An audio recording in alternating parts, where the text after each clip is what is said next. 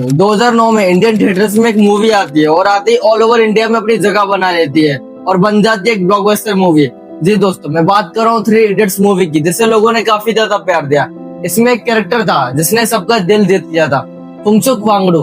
पर आपको पता है, ये सिर्फ एक फिक्शनल कैरेक्टर नहीं था, ये एक कैरेक्टर एक बेस था, एक रियल लाइफ जीनियस है जो कि हमारे इंडिया से ही बिलोंग करते हैं, सोनम वांगचुक। लेकिन है ना, क्या रीजन था कि सोनम वांगचुक को सरकार ने एंटी नेशनल का टैग दे दिया था और उन्हें एनएसए एक्ट के अंदर जेल में डाल दिया था। और फिर सोनम वांगचुक कैसे बेकसूर साबित हुए? क्या सोनम वांगचुक सच में एक एंटी नेशनल थे या फिर ये सब गवर्नमेंट के फेक एलिगेशंस है? आज के वीडियो में हम इसी बारे में पूरा सच जानेंगे, the complete case study of Sonam Wangchuk. इस चीज को समझने के लिए हमें वक्त में काफी ज्यादा पीछे जाना पड़ेगा, लगभग 60 साल पीछे। 1966 में सोनम वांगचुक का जन्म लद्दाख के उलतकोपो में होता है। वक्त के साथ है ना, सोनम वांगचुक है ना रियलाइज करता है कि तो main stream Indian education system है वो लद्दाख के बच्चों को फेल कर रहा है। तकरीबन 95% के आसपास जो बच्चे हैं वो अपने मैट्रिकुलेशन एग्जाम में फेल हो रहे हैं, क्योंकि उन्हें हिंदी और उर्दू भाषा में पढ़ाया जाता था और एग्जाम भी इन्हीं भाषा में होती थी, जो कि इनके कल्चर से बिल्कुल अलग था। सोनम वांगचुक ने इस चीज को काफी ज्यादा सीरियसली लिया और 1988 में उन्होंने SECMOL the students educational and cultural movement of Ladakh campus की शुरुआत की, जिससे वो स्कूल बना सके ताकि जो बच्चे तो फेल हो जाते हैं वो इस स्कूल में पढ़ सके। यह स्कूल बच्चों के लिए पूरा इको फ्रेंडली था और है ना कल्चरल था।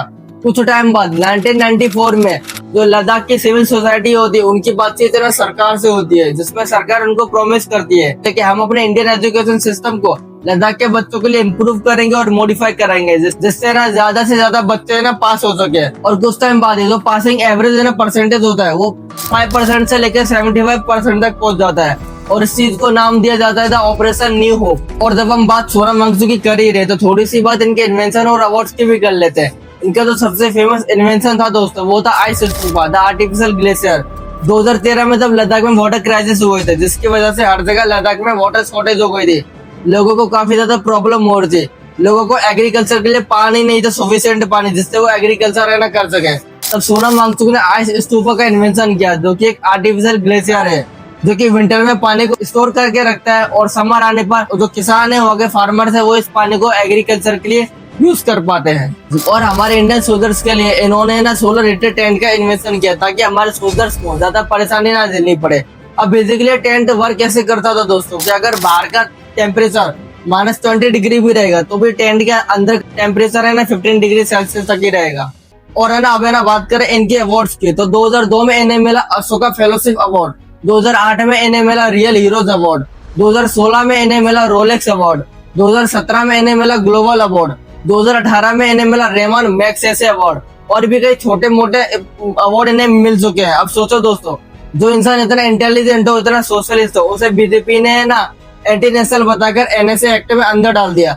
पर क्या वजह थी जो सरकार ने इतना बड़ा एक्शन है ना और इतना बड़ा एक्ट सोनम वांगचुक पर लगाया? इस सब की शुरुआत होती है 2019 में, जब जम्मू एंड कश्मीर को रीऑर्गेनाइज किया जाता है, जिसकी वजह से लद्दाख है वो एक यूनियन टेरिटरी बन जाता है बिना किसी लेजिस्लेचर के। जिसकी वजह से वहाँ के जो लोकल पीपल थे उनको डर था कि कहीं बड़ी बड़ी इंडस्ट्रीज आके लद्दाख की माइनिंग स्टार्ट न कर दे। अगर ऐसा हुआ तो उनका पूरा कल्चर और पूरा का पूरा इकोसिस्टम खतरे में आ जाएगा। इस वजह से सोनम वांगचुक बाकी लोगों के साथ सरकार से डिमांड करते हैं कि लद्दाख को स्टेट हुड बना दिया जाए। और ये एक लीगल डिमांड भी था, क्योंकि ना इंडियन कॉन्स्टिट्यूशन का 6th शेड्यूल इस बात को अलाउ भी करता है। लेकिन आपको तो पता ही है, ये एक पेड़ माँ के नाम बोलकर पूरा जंगल बाप के नाम करने वाली सरकार को ना इकोसिस्टम और आम जनता से क्या लेना देना? हम मरे या जिए इन्हें क्या फर्क पड़ता है? इनका मोटिव तो सिर्फ एक ही होता है, बड़े बड़े कॉर्पोरेट्स को प्रॉफिट दिलाना, क्योंकि ये लोग है ना इन लोगों को चंदा तो देते हैं इलेक्शन के टाइम, लेकिन जब लोगों की आवाज को सुना नहीं जाता है तो है ना लोगों के पास एक ही ऑप्शन बचता है, आंदोलन का। सोनम वांगचुक है ना कई बार है ना भूख हड़ताल पर उतरते हैं।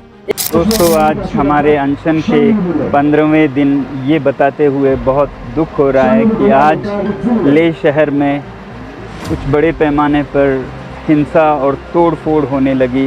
एक बार तो सोनम वांगचुक है ना लद्दाख से लेकर दिल्ली तक पैदल यात्रा करते हैं और प्रोटेस्ट करते हैं ताकि उनकी आवाज को सुना जा सके।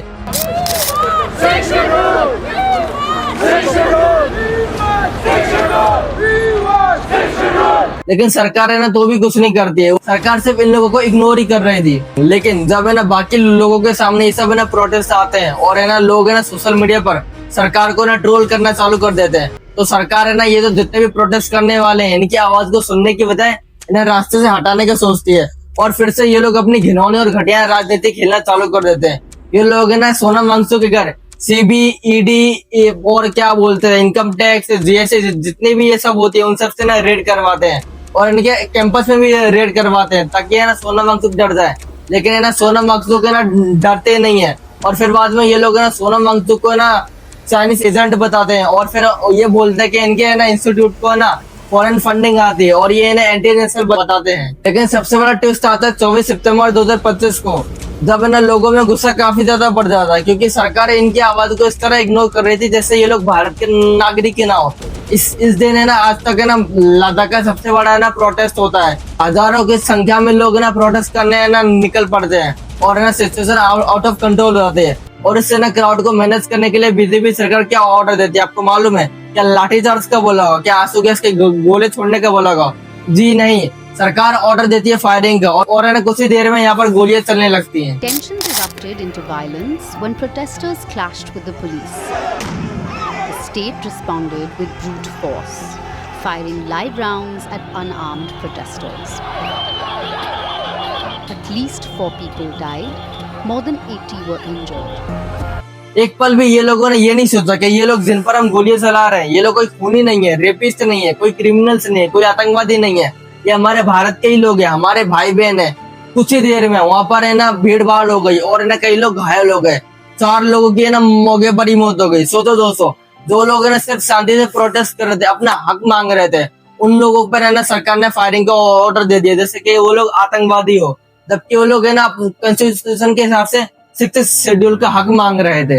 लेकिन है ना इस चीज का फायदा उठाती है बीजेपी सरकार। वो है ना प्रोटेस्ट के 2 दिन बाद ही 26 सितंबर 2025 को सोनम वांगचुक को अरेस्ट कर लेती है NSA एक्ट के अंदर, उन्हें आतंकवादी बताकर।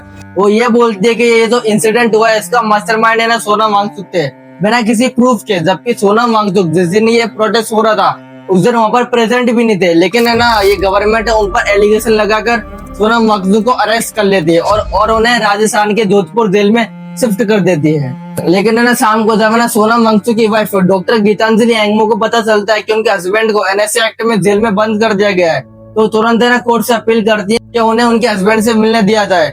लेकिन है ना कोर्ट इनकी इस रिक्वेस्ट को डिनाई कर देती है, जिसके बाद है ना सोनम वांगचुक सर की वाइफ डॉक्टर गीतांजलि एक है ना सीनियर एडवोकेट कपिल सिब्बल के साथ मिलकर है ना एक डिफेंस केस फाइल करती है कोर्ट में, जिसमें वो प्रेजेंट करती है कि जब ये 24 डेट को ये मैसिव प्रोटेस्ट हुए थे उस दिन है ना सोनम वांगचुक वहां पर प्रेजेंट नहीं थे, ना ही उन्हें कुछ मालूम था इस प्रोटेस्ट के बारे में।